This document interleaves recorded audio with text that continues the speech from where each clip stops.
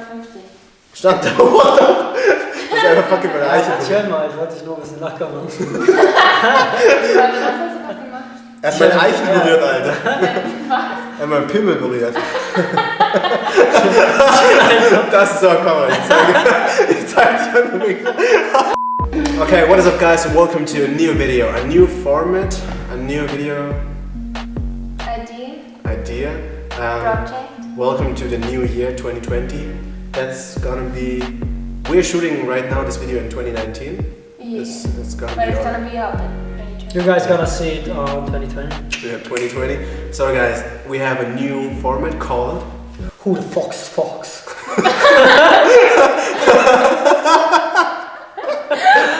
Okay, we have a new format called... Who the Fox Talks? Yeah, and we have Izzy as a host and she's gonna ask us some questions. So, welcome. We have our host, Izzy. We have the wonderful Noah. And me, the best one in the team.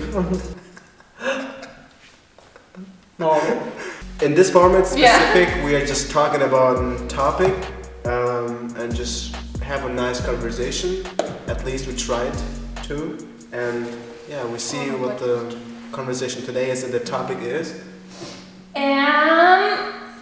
What kind of advantages do you have because of parkour, basically? And what parkour basically is good for? Yeah.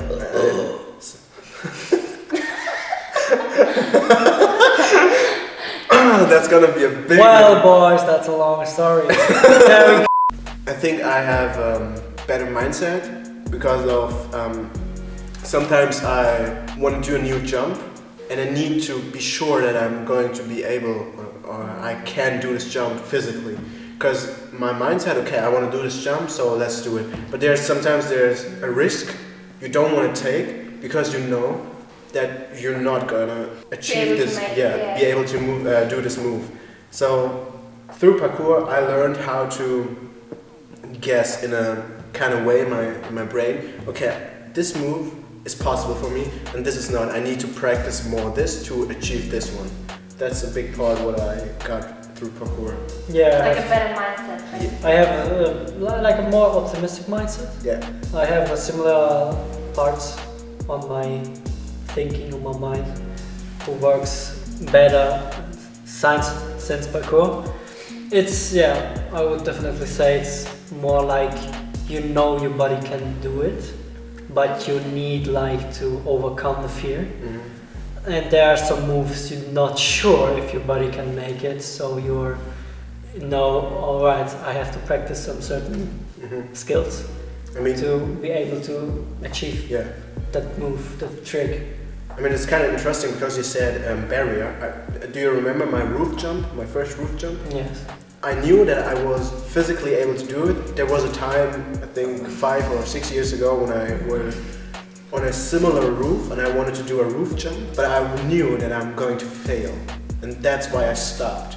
A couple of years later, when I found out, okay, my body is able to do it, I'm physically good, and I have strength, and I have enough muscles to handle it. And then that's when I stood up there and remember that was the day when Nick said to me, no, I don't want to do it and please don't do it because there were some little grass pieces and they were a bit wet because it was foggy weather. But I knew that I was able to do it, so I just stood up there and was like, alright, fuck it, let's do it. And that's when I knew that I'm going to do it, and then I did it. And you will see the reaction from the other people. We'll put it in this video. It's a kind of cool video because it was the first roof jump in my mental barrier. Sure, Junge.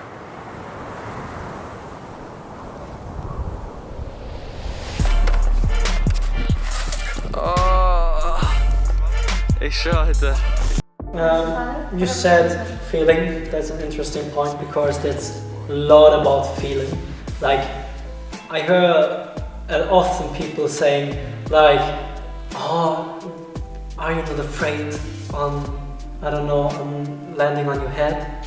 And honestly, if I would be afraid for landing on my head, I wouldn't do it. Like, it's so much about feeling comfortable in it. Even when you know, I'm a bit afraid of doing a new trick, but you feel like now it's the right time to do it.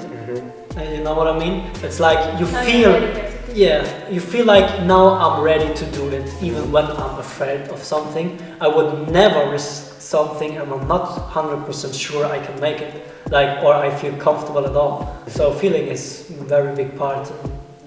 That changed a lot. And when you're walking around through the city, you have like this scan vision. This mindset. The scan vision, and you see, oh well, that's possible, jumping like over this. And when your mind is like, it's possible, then you start thinking, how do I make it? If it's different when you say, I'm not sure I can make it, or I can't make it, because then the mind shuts off and mind is a problem solving machine, basically. And when you say, I can make it, then the next question is, how can I make it? No. And also through parkour, because parkour is a kind of a monkey sport, it's like there's so many moves that are copied from monkeys or pretty similar to monkeys. And it's like monkeys always do something what other monkeys do. And we have the ability to copy something. He is really good in that. I'm kind of good at it, but every parkour freerunner has a kind of function. You can just turn on and it looks like, okay, this move works in that way, so I can use this muscle to do it. And that's what we got through parkour, and we can use it on other sports. This monkey copying, or we call that, is really, really important if you do parkour. Basically, I'm very good in copying, as you said. And the point is, there comes the feeling again. When I try to copy something and I do something wrong, it feels wrong. Like, I know, even when I can't do the trick properly, I know I do something wrong because it does not feel right, if this makes any sense. When I hit a new trick and it feels good, then I know it was the right movement. I can take this as a bar, because I knew if I copying something and something feels... basically. Yeah, as a scale.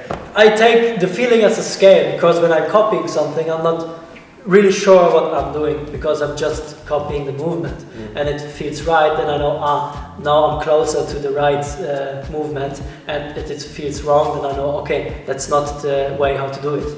So that's a good scale, the feeling when you try to copy something, a movement. So to conclude, the advantages are that you basically get a better feeling of what your body is actually physically able to do. You get good body control at all, and you're seeing you start to be quite kind of able to copy movements of other people. And it's helps like in a lot of other sports, like because you learn your body, how it works and how your mind works of some kind, and this copying, and just by watching what somebody else doing, like in another sport, you're very fast able to do it a similar way, like not the same level, but you're getting faster into it. Alright, so how important is confidence when you do parkour? Not as much as safety, I would say. I think you mean in a different way, confidence, right? Like confident to try something new out. Or confidence, I'm able to do that. I think it's like more about being dumb sometimes, to just do it instead of being, okay, maybe it's not working out, maybe it's not that working. Sometimes you just need to grab your balls and like there's not being brave, basically. Because there's a lot of stupidity in being brave. I thought it a lot. There's some very brave, confident people coming in parkour, but the problem is they actually don't know what they're doing. So they don't have body control at all, and braveness does not have at all anything, because you need that kind of braveness is the perfect tempered confidence. No, confidence is hot-tempered braveness. I would say it is very good to be brave and confident. You cannot have enough from it, but if you have the skill level for it, you know. But sometimes you want to do a trick and you know you can do it, but it's just lack of confidence or on braveness to just do it, you know. And there are some, yeah. I also think I'm confident when I know that I'm going to hit that move, because I know I already hit the first move. Like I want to do a double cat, so I try to achieve the first cat, like the single cat, and then I'm confident about the next move. Yeah, it's like Feeling comfortable something. it's like proving yourself you're Yeah. able to do it. Yeah. So, and that's something you need to build up. If you just come and you're just confident as an amateur, as a beginner, Yeah. you will get. No, it's like, you know, Being able to know what your body is able to if do. you're just confident and you don't have the skill level or like the body control, you ain't gonna far. Well, Gonna go far. you but- ain't gonna go far with it. You need to You're not practice. coming closer to your goal. You Yeah. want to. Basically not, Yeah. because you're just doing a stupid move and it will break your leg, it will break your arm, or Break your legs. because you don't know what you're doing, man. He's clever. He's really smart. No, I think he's really smart because I he just knows. go on for that. So, what does parkour mean to you? Like, how do you define parkour for yourself? It's freedom. For me, it's freedom. You can't say it's moving from A to B. That's basically what explains parkour Yeah, that's in the a definition. very Yeah, that's That's a a- general. very general definition, like moving as efficient as possible, as elegant as possible from A to B. Mhm. That's parkour. But for me, it's freedom. I don't know, when I'm doing parkour, I think nothing matters, you know, just the movement, and your mind is just empty. And that's something I enjoy, and it's just fun. It's so much fun moving, and even being able to see, wow, I'm able to do such crazy things with my body. And you couldn't, I don't know, like 7 years before, I would never think from myself I would ever be able doing tricks I do today. So there's a big learning curve. I mean, that's why by the way, I have the same opinion about that, because sometimes there are so many problems about school and friends and that and that. And when I come to training, it's like there's just one thing I need to focus on, and that's my jump, and that's parkour, and that's why I feel so free. And I'm also so happy about choosing my own style, my movement, and that's why I love parkour. And There are no limitations, no rules, Yeah. no nothing. You can do whatever you want. And like he said, I couldn't imagine 5 years ago that I would be able to do such crazy tricks I do right now. I know there are so many people who are better than me, but I'm so happy about what I achieved in that time period. I mean, you guys can see on our Instagram, like the first post and to the last post. You can see how much comfortable I am right now and how difficult it was to just do a Webster. A Webster is, I know it's from the technique, it's a difficult move because you need to do so many things at the same time. But I feel so free and I feel so comfortable that I finally achieved that level of skill, you can say, that I can improve. Like, you know, I can do a backflip, but now I can do it better, just repairing and fixing the bad technique and pulling in the good technique. And that's basically it. Alright guys. Yeah. Alright guys, here with our new... Alright guys, I hope you enjoyed the video. If yes, so please give us a like, subscribe. Hit that like button! Yeah, hit that like button, and thanks for Izzy joining us as a host. She's going to be a host often in those videos. Yeah, you guys gonna see her a lot, Yeah. I guess, in the future. Yes. If you guys have some other topics you would like to hear from us, discussed by us, it's not always Noah and me, by the way. Could be. It's every time just me and Daniel, so fuck you. Fuck you. No. Yeah, guys. If you enjoyed the video, give us a like, subscribe, and subscribe, and like, and see you. Did you say subscribe? Yeah, I said subscribe. And did you say like? No. So hit that like Hit the like button and see you next time when we say Who Fox Talks. Who the Fox Talks.